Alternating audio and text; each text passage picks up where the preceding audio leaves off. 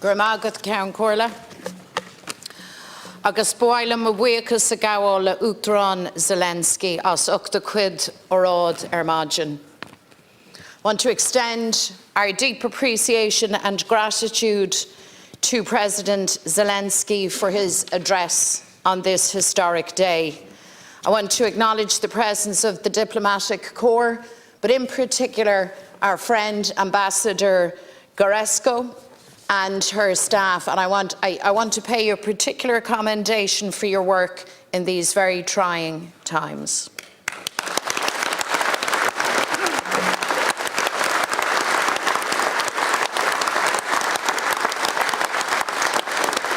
At Cairn Corla, we have heard directly from President Zelenskyy in the rawest, most harrowing, most heartbreaking of terms. We have heard testimony of the vicious war crimes committed by the Russian military in Ukraine, and we have been set a challenge. Innocent civilians have been executed with their arms tied behind their backs. There have been horrific accounts of rape and torture. The brutalisation by the powerful of vulnerable, ordinary citizens in their war-torn country. These are crimes against the Ukrainian people, and these are crimes against humanity. And Russia must be held accountable for its barbarism, and justice must be done.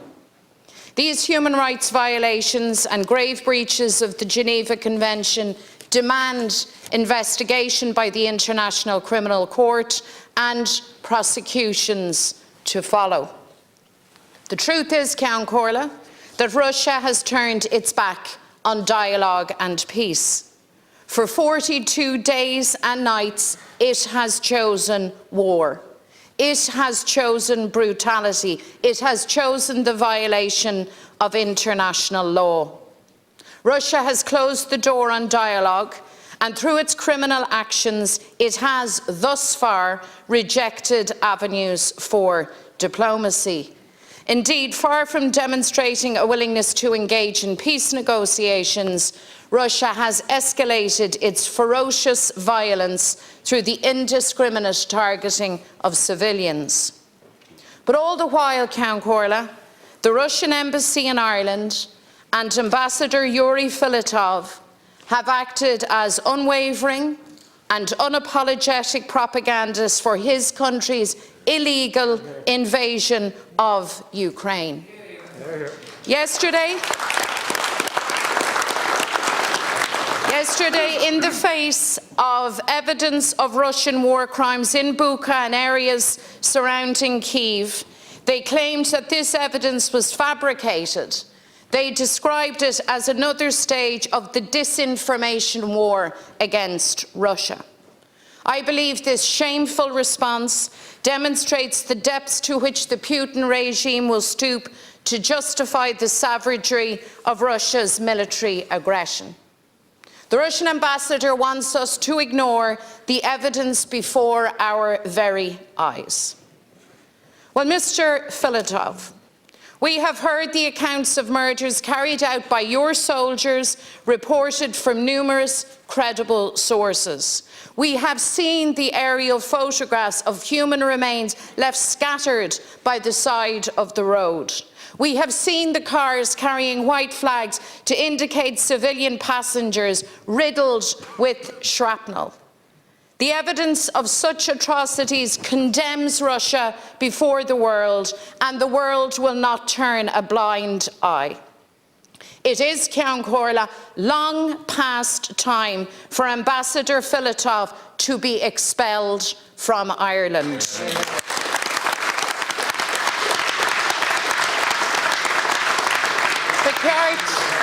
Beceart Ambassador Narusha Gaharan a chur awalia inish Caharan Realtas Sho a Dhéanamh Gone Will.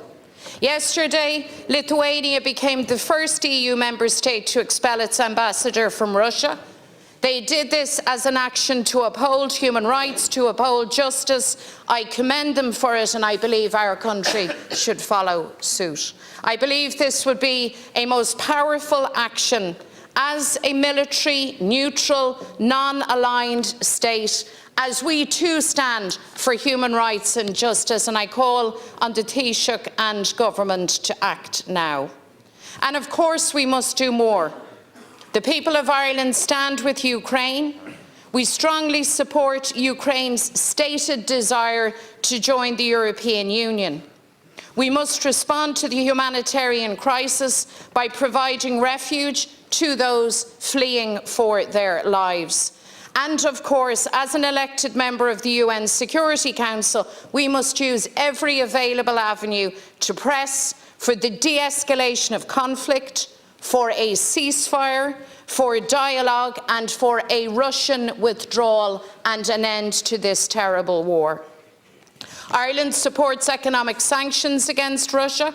We must intensify those. We should not have to convince anybody of the need to hit the Russian elites and oligarchs in every possible way. The revelations of these war crimes and atrocities demand that intensification of sanctions.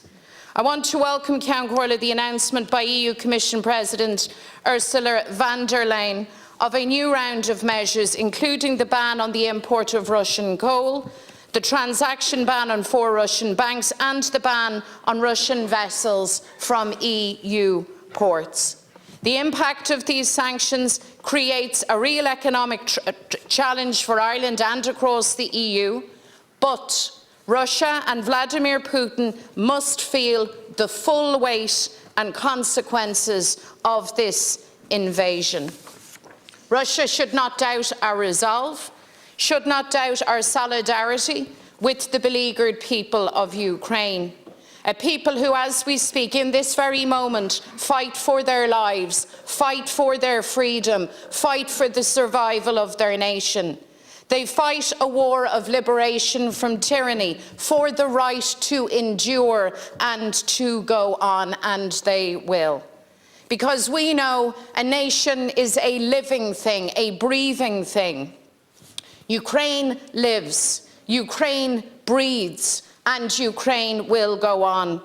Through its heroic struggle, its people have reaffirmed in all of us the values of sovereignty, of justice and democracy. And one day the invader will retreat. The colonizer will leave. Russia's armies will go home.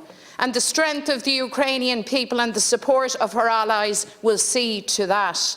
And on that day, Ceann Comhairle, Ukraine, deeply scarred but unconquered and unbowed, will start to heal, and the people of Ukraine will begin again.